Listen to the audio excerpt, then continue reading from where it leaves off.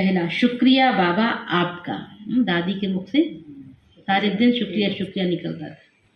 तो शुक्रिया बाबा आपका, सारे दिन में कितना बारी दिल से शुक्रिया निकलता है। शब्दों से ही नहीं, लेकिन लाइफ में बाबा के प्यार, दुआएं, वरदान, सकाश का अनुभव हो।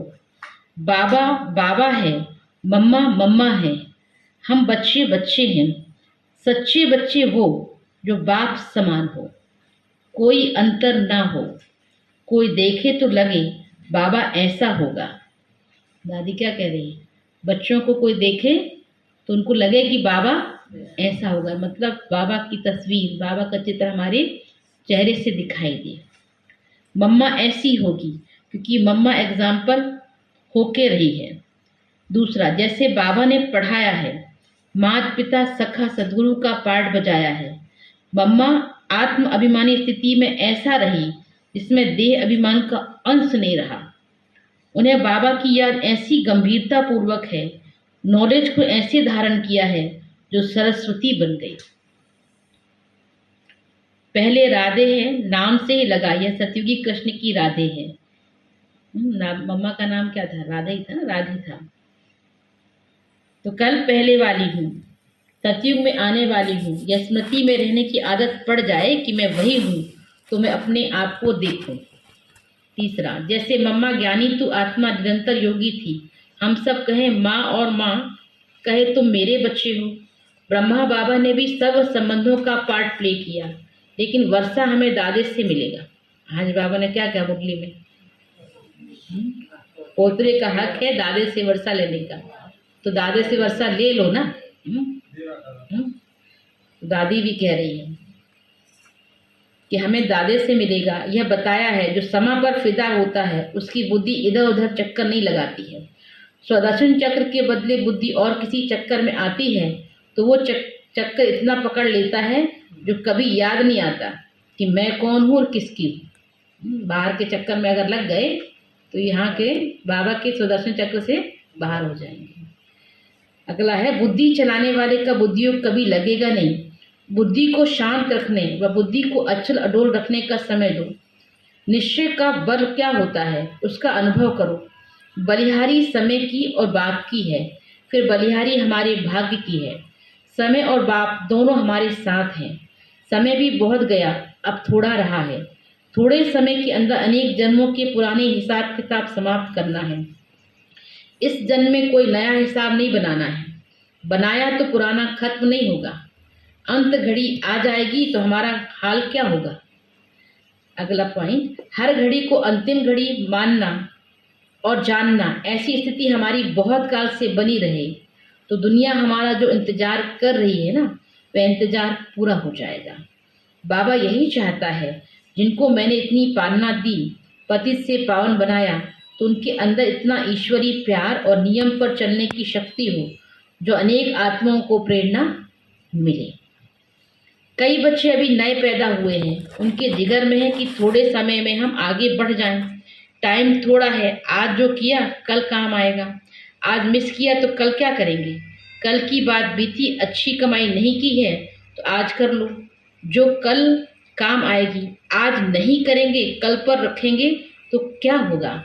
बाबा समय का ध्यान खिंचवा रहा है, समय पर ध्यान रखो। मुझ बाप की बातें ध्यान से सुनो, श्रीमत पर चलो, मन में और मतों को घुसने नहीं दो। अपनी मत भी धोखेबाज है। अपनी मत भी चलाते हैं तो श्रीमत पर चलना मुश्किल लगता है। दूसरा, औरों की मत के जंगल में चले जाते हैं, फिर जंगल में डर लगता है। वो फूल बन नहीं सकते, उनकी खुशबू फैल नहीं सकती। बाबा देख रहा है कि मेरे कौन से बच्चे खुशबूदार फूल हैं। खुशबू बेहद में रहने वाले की फैलती है। टाली पत्ते कांटे अपना काम करेंगे, उसके बगैर भी फूल कहाँ दिखेगा? टाली के बगैर भी गुलाब नहीं होता है, पकड़ेंगे कहाँ? परंतु नजर जाती है फूल के रंग और खुशबू पर। अंश मात्र बॉडी कॉन्शियस ना हो, गुणवान की खुशबू नेचुरल होती है। गुलाब में बहुत गुण होते हैं, सूख भी जाती है तो गुलकंद बनाएंगे तो भी काम का, गुलाब जल बनाएंगे तो भी काम का। तो ऐसे हमको क्या करना है? गुलाब समान खुशबूदार बनना। ध्यान रहे कि मैं बाबा के काम लायक बच्चा बनूं। हम कोई शिव की बारात में जाने वाले लूले लंगड़े नहीं है। उसमें दिखाते हैं ना कि भूत पिशाच सब, हाँ, लूले लंगड़े सब जा रहे हैं, ऐसे दिखाया है ना। तो हम ऐसे पीछे पीछे आने वाली, दादी जी का जो कहने का मतलब है कि लूले लंगड़े मतलब क्या, हाँ, जो ज्ञान को कभी सुनते कभी नहीं सुनते हैं ना, इसलिए जो बाबा के घर कभी आते कभी नहीं आते हैं, इसलिए ऐसे नहीं बनना, हमको तो रेगुलर बनना। आज पक्का कराया ना बाबा ने। तो शिव की बारात में जाने वाले लूले लंगड़े नहीं है। जो बारात में जाने वाले होंगे वो पीछे आएंगे, साथ में जाने वाले हंसते गाते जाएंगे। जो साथ में देखो दूल्हे के साथ चलते वो आगे आगे चलते हैं और नाचते चलते हैं, जो पीछे होते बेचारे वो पैदल ही चलते चलते आते धीरे धीरे। चेहरा सदा मुस्कुराता रहे, बाबा के गुण गाता रहे। कौन होगा जो स्वयं और बाबा को ही देखता है और किसी को नहीं देखता है? तो पूछना है अपने आप से कि मैं वो बच्चा हूँ। हमारी पर्सनैलिटी में कोई भी इम्प्योरिटी ना हो, कोई संस्कार लगाव झुकाव वाला ना हो, सदा ही पीसफुल और लवफुल हो, मर्यादा में चलने वाले, फुल मार्क्स लेने वाले हों। बाबा कहते अपनी घोड़ तो नशा चढ़े, किसी को भी नहीं देखो, अपने में भी पुरानी बातों को ना देखो। अंदर चेंज हो गए समय और बाबा दोनों कहते हैं मैं तुमको चेंज करने वाला हूँ। दोनों हाथ फैला के बैठे हैं, समय और बाबा के बीच में हम हैं।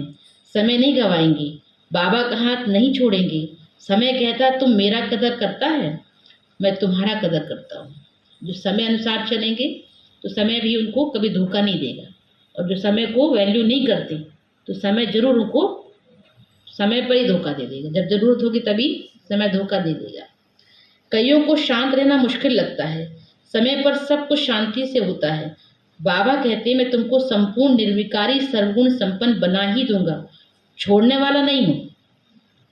बनो ना बनो, बनाएगा बाबा। अभी प्यार से बनोगे ठीक है, नहीं तो मार खा के तो बनना ही है। तो इसलिए बाबा कहते छोड़ने वाला नहीं हूँ। हम भी कहते हैं बाबा हम भी छोड़ने वाले नहीं हैं। दादियाँ हमेशा कहती थी हम भी पकड़ लिया आपको। उसने वायदा किया है, निभा रहा है, पर हमने भी वायदा किया है तो कोई भी बेकायदे काम ना करे। बाबा कहता है बच्चे कायदे अनुसार चलेंगे तो तुमको बहुत फायदे होंगे। बाबा ने सारे विश्व को सामने रखा है, समय पर सब हो जाएगा। हम सबके मुख से सदा मीठा बाबा, प्यारा बाबा निकलता है तो सबका है वो मेरा हो गया तो बहुत बड़ी बात हो गई। सब उसको बाबा माने ना माने, पर मैंने तो मान लिया ना, जान लिया, उनसे पा लिया, तब कहते हैं प्यारा बाबा। बाबा इतना प्यारा है जो मुझे प्यार देकर ज्ञानी तू आत्मा प्रिय आत्मा बना लिया। गीता में भी है ज्ञानी तू आत्मा मुझे प्रिय है। आज भी बाबा ने कहा ना ध्यानी से ज्ञानी मुझे प्रिय है। ज्ञानी तू आत्मा माना माता पिता के दिल तक पर बैठ जाओ। पहले प्रिय बनेंगे, फिर मीठा बनेंगे, फिर बाप दादा के दिल तक पर बैठेंगे। संगम युग में बाप दादा के दिल का तख्त सतयुग के तख्त से बड़ा है। भगवान के दिल तक पर बैठना और देवता बनना फर्क है ना। तो संगम युग में बाप दादा के दिल का तख्त सतयुग के तख्त से ही बड़ा है। वो भी तब मिलेगा जब अकाल तख्त पर बैठने की आदती होंगी। कब बैठ पाएंगे? जब देही अभिमानी स्थिति होगी, आत्मा समझने का अभ्यास होगा।